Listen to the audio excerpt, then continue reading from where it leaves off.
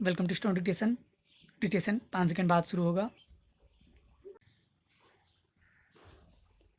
Ready start. लगातार बढ़ते वैश्विक तापमान के कारण आने वाले वर्षों में धरती को होने वाले खतरे के बारे में देश दुनिया के तमाम वैज्ञानिक समय समय पर चेतावनी देते रहे हैं, लेकिन इससे भी ज़्यादा बड़ी चिंता की बात यह है कि हम उन चेतावनियों को लगातार नज़रअंदाज करते आ रहे हैं और अनवरत ऐसी गतिविधियों को जारी रखे हुए हैं जो धरती पर प्राणी जगत के लिए खतरा बन चुकी हैं।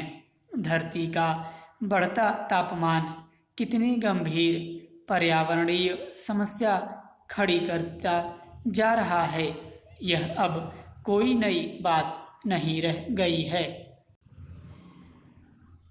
पिछली सदी में जलवायु संकट पूरी दुनिया के लिए गंभीर चुनौती के रूप में सामने आया है। मौसम में बदलाव से लेकर प्राकृतिक आपदाओं के बढ़ते प्रकोप सिर्फ एक ही संदेश दे रहे हैं कि अगर हम वक्त रहते नहीं चेते तो धरती का अस्तित्व खतरे में पड़ जाएगा। इसलिए बढ़ते वैश्विक तापमान को कम करने के लिए हम क्या कर सकते हैं, इस पर विचार तो हो ही, साथ ही ऐसे ठोस उपायों पर अमल भी हो जो आने वाली सदियों तक मानव जाति को बचा सकें। भारत सरकार के पृथ्वी विज्ञान मंत्रालय ने हाल में जलवायु संकट की वजह से देश पर पड़ने वाले असर के बारे में जो रिपोर्ट जारी की है वह चौंकाने वाली है। यह रिपोर्ट बता रही है कि आने वाले वर्षों में लोगों को गर्मी किस कदर झुलसाएगी। रिपोर्ट के मुताबिक पिछले 118 साल में धरती का औसतन तापमान 0.7 डिग्री तक बढ़ गया है और सदी के अंत तक इसमें 4.4% तक की बढ़ोतरी होने का अनुमान व्यक्त किया गया है।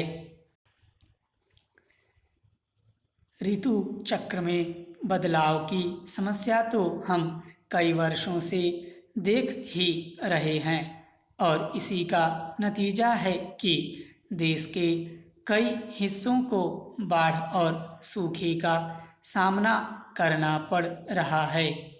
इसका सीधा असर खेती और पशुपालन पर पड़ा है। बढ़ती गर्मी से तटीय शहरों को खतरा सबसे ज़्यादा है। समुद्रों का जल स्तर जिस तेजी से बढ़ रहा है उससे तो लगता है कि 202 साल के भीतर कई तटीय शहर समंदरों में समा जाएंगे। बढ़ते तापमान और जलवायु संकट के लिए इंसान खुद जिम्मेदार है।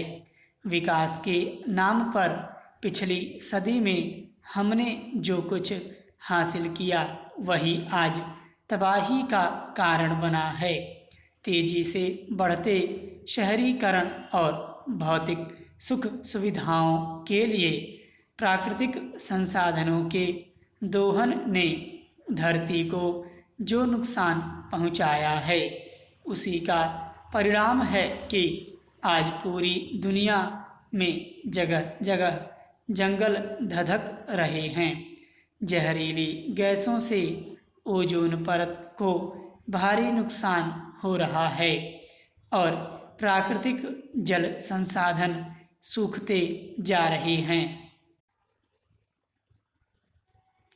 इतना सब कुछ होने पर भी सुनियोजित और पर्यावरण के अनुकूल विकास की नीतियां कहीं दिखाई नहीं पड़ती।